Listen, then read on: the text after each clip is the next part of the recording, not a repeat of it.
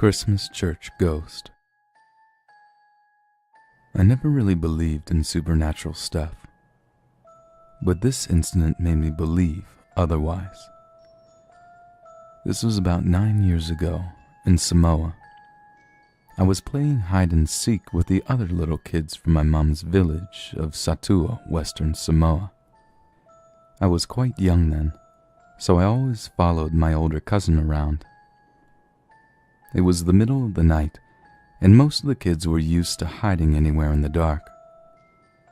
I wasn't used to it, as I was only there for the Christmas holidays. I actually live in Australia. Anyway, we all went to hide. Since we were all hiding in the graveyard, we all found our way around in the light that the church cast onto the graveyard. We all hid in the shadows and waited for the boy. We could all hear the boy coming, so we kept quiet. The boy was pretty loud, so we watched what he was making a fuss about. He had walked into the church as he thought that his brother was hiding there. As he walked into the church, he later told us he saw a boy standing right at the front of the altar. He didn't know if it was his brother because the boy's back was turned. He ran up and tapped this boy on the shoulder. As soon as he did this, the strange boy disappeared, and our friend fainted. We went home to tell his parents, and returned with the boy's parents to find him still lying there, completely still. The parents took the boy home, and we never played in the graveyard at night again. We later found out that the boy's brother had been at home the whole time, and he hadn't been to the church at all. What really scared us was that the boy who fainted has been ill since that night, and he still hasn't recovered to this day. Whoever it was in the church must have been pretty mad that we kids had disturbed him.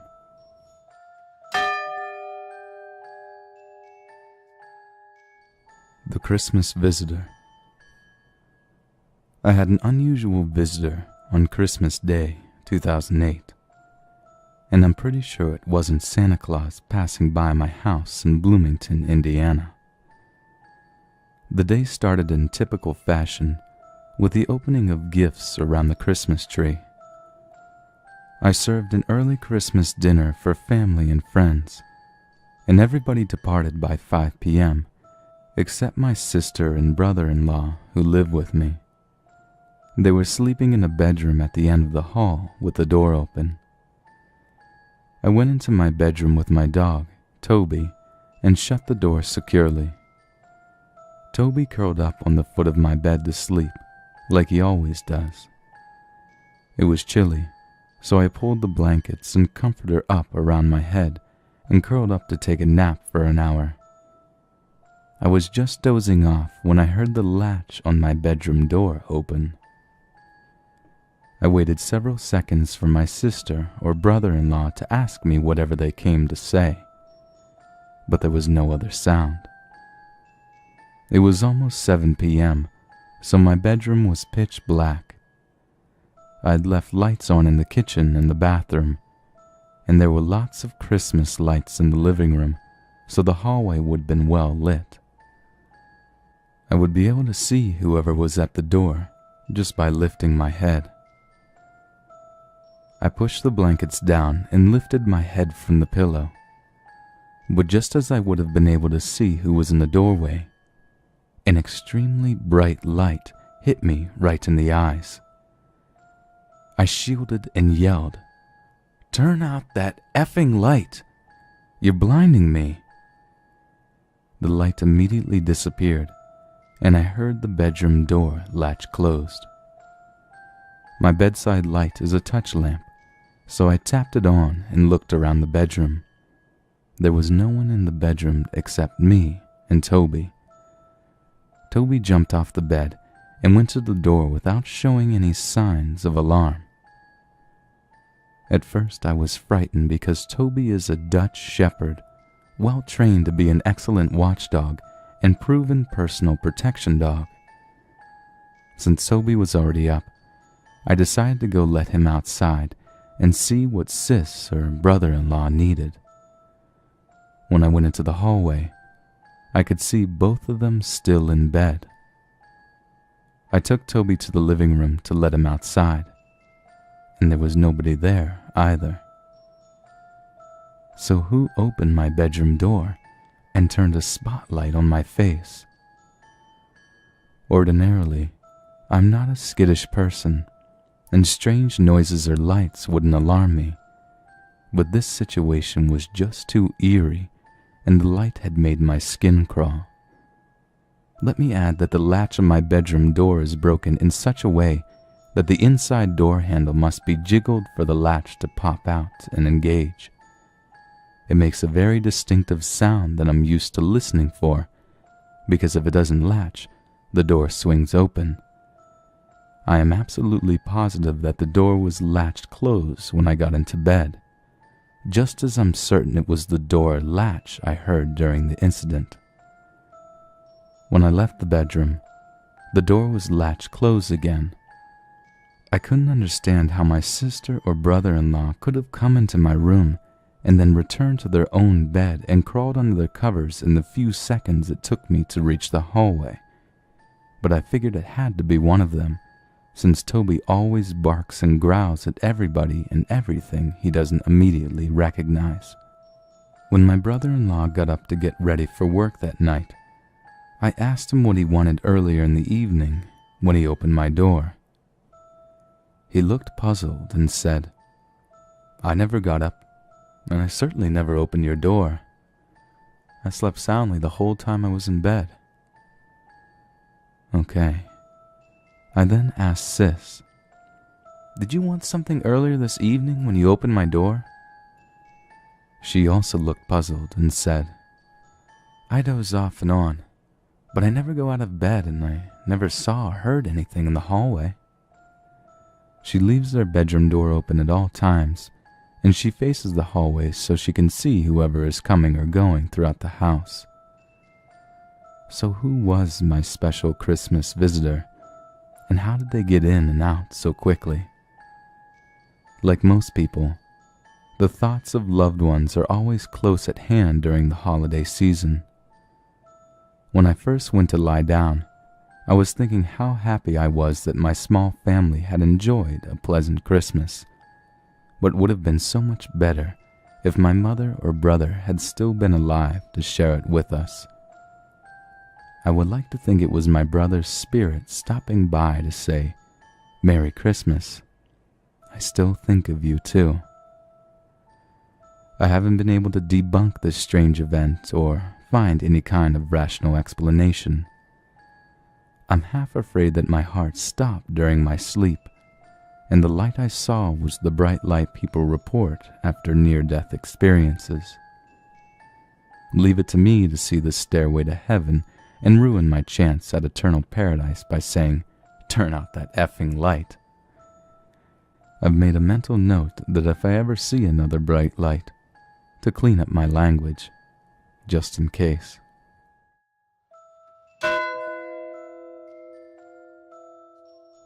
Christmas Ghosts Caress. It was Christmas time of 1995 or 96 at my aunt's house on a reservation in North Dakota. Some of my family was in the living room watching television. The kids were playing in the rooms or sleeping, and my uncle, aunt, and I were sitting at the table putting a puzzle together. My cousin, who worked at a casino, would come home around midnight or 1 a.m. This night, as she pulled up and was walking toward the house, she looked in the window and saw me sitting at the table, my uncle sitting across from me, and someone standing to the left of me, and someone standing in the corner. So she continued to walk in the house, thinking nothing of it. When she got in, she said her hellos, put her stuff away, and came and joined us at the table. As we were sitting there talking, she looked at me and asked who was standing next to me a few minutes ago and who was in the corner. I told her no one, and she said, "Yeah, There was someone standing right next to you. It looked like your mom, and she was playing with your hair. I have long hair, which I used to wear down all the time.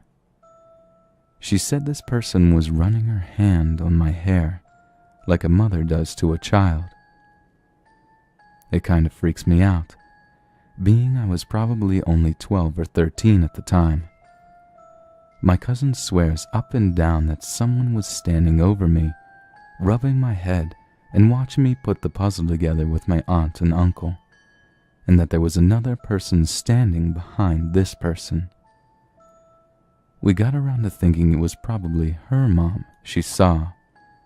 She passed away on her birthday a week before Christmas back in '92. In my family, we consider our aunts and uncles to be just like our mothers and fathers. After thinking that it could have been her, it didn't scare me as much. However, we couldn't figure out who the person was standing in the corner, and always around Christmas time, something strange always happens.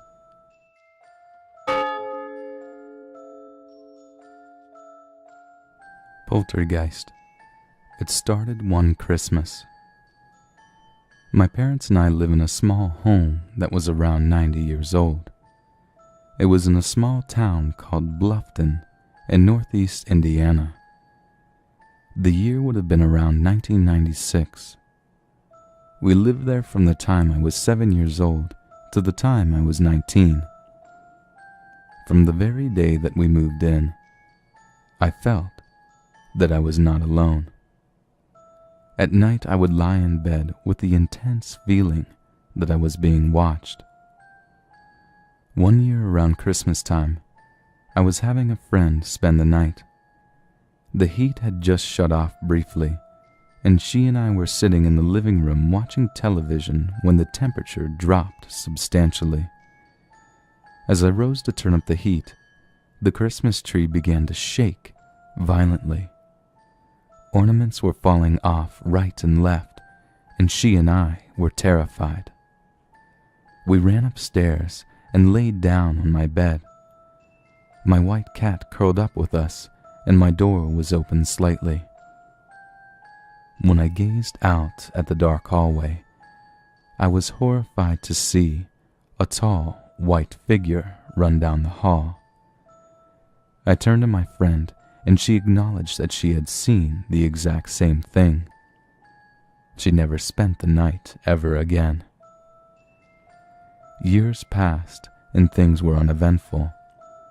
I became severely ill with a chronic illness and was frequently hospitalized. That's when things began again. After coming near death twice, I began to be able to sense things that no one else could. I once again felt that nagging sensation of being watched. I ignored it this time, and the illness went into remission. Once again the activity, if you could call it that, stopped. When I was 18, I began to experience things like never before. Upon the death of my beloved grandfather, I had become preoccupied with death and frequently visited cemeteries. That's when I noticed an increase in activity. It started out with the voices. It was like a television had been turned on, and there was a flurry of voices coming from downstairs, or, even more frightening, outside my room. My parents were always asleep when this would happen, and their room was right next to mine with a vent, so I could hear my parents sleeping next door. I would get up and check all the rooms, but there was no TV on, nothing to account for the voices. I was getting more and more scared as the voices started happening every night. Then that's when I started seeing shadow figures. They varied in size, but they were always human-shaped, except for one. One night I was walking out of my room with my cat in my arms when she began to growl ferociously. She never does this. She normally is an extremely docile cat, and I was shocked to see her acting so. That's when I looked down the hall and saw a shadow the size of a large dog run down the hall quickly. We don't own a dog. We had owned one before I became ill, but were forced to give it away due to the fact that we could no longer provide it with the proper care that it deserved. My cat growled and growled until the shadow disappeared. For all the other times that I saw shadow figures, they never took the form of a dog again. From that point on, the shadow figures were strictly human-shaped, some tall, some child-size, but they frightened me to death. I would lie in my bed at night, tortured by the fear that I was going insane because no one else was experiencing this. When I confessed my experiences to my parents, they took me to a psychiatrist who could find nothing wrong with me. I continued seeing the shadow figures up until the last few months that we lived there. As the months went on, I began feeling a dark aura spreading around the place. It was a heaviness, an uncomfortable feeling that I could never quite shake. Sometimes I would get frustrated with whatever was there. I would leave a room and would turn off the light. The light switch would make an audible click every time someone turned it on or off. Each time I would shut it off, the click would echo, and I would turn around and the light would be back on. Finally, I said in an annoyed voice, "Quit playing games. Could you shut the light off, please?" And sure enough, right before my eyes, the light shut off. One time I shut off the light in my bedroom before I left the house, and when my parents and I came home, my dad said to me, "What did I tell you about leaving your light on?" I replied, shocked, "But I shut it off before I left." I had nothing to say to that. Another time I was laying in bed when I heard the audible noise of something sitting down in my desk chair. Sure enough, when I sat up, there was a visible imprint in the center of the chair where someone would be sitting. Things would get so bad sometimes that I would be forced to sleep in my parents' bedroom, like I was a child. In August 2008, we moved to a new house far away from the old house. I have not experienced anything abnormal here, and the aura is much lighter. Perhaps it was my dabbling in the paranormal. I had tried communicating with spirits, had frequented cemeteries, and tried to provoke ghosts that had caused all the grief in that house in the first place. But one night, I went back there to get some of my things, and as I was leaving, I saw a dark figure run across the yard. I drove away and never looked back.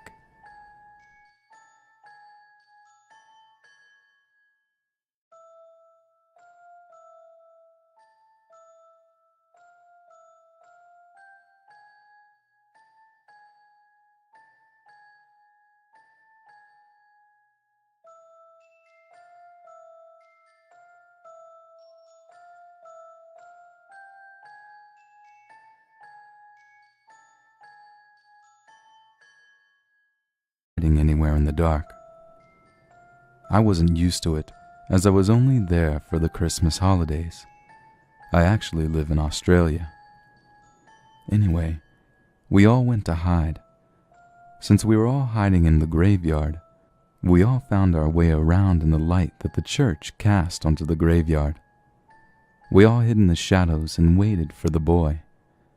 We could all hear the boy coming, so we kept quiet. The boy was pretty loud, so we watched what he was making a fuss about. He had walked into the church as he thought that his brother was hiding there. The graveyard at night again. We later found out that the boy's brother had been at home the whole time, and he hadn't been to the church at all. What really scared us was that the boy who fainted has been ill since that night, and he still hasn't recovered to this day. Whoever it was in the church must have been pretty mad that we kids had disturbed him.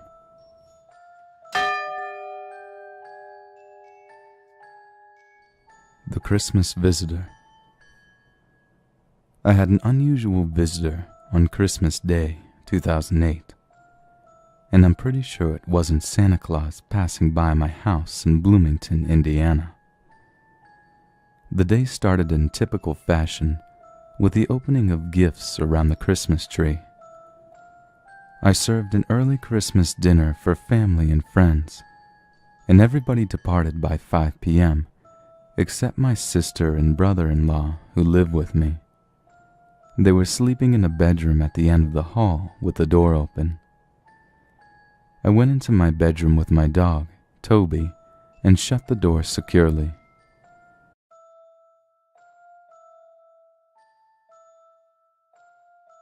Christmas Church Ghost. I never really believed in supernatural stuff, but this incident made me believe otherwise. This was about 9 years ago in Samoa. I was playing hide and seek with the other little kids from my mom's village of Satua, Western Samoa. I was quite young then, so I always followed my older cousin around. It was the middle of the night, and most of the kids were used to hide. As he walked into the church, he later told us he saw a boy standing right at the front of the altar. He didn't know if it was his brother because the boy's back was turned. He ran up and tapped this boy on the shoulder. As soon as he did this, the strange boy disappeared, and our friend fainted. We went home to tell his parents, and returned with the boy's parents to find him still lying there, completely still. The parents took the boy home, and we never played in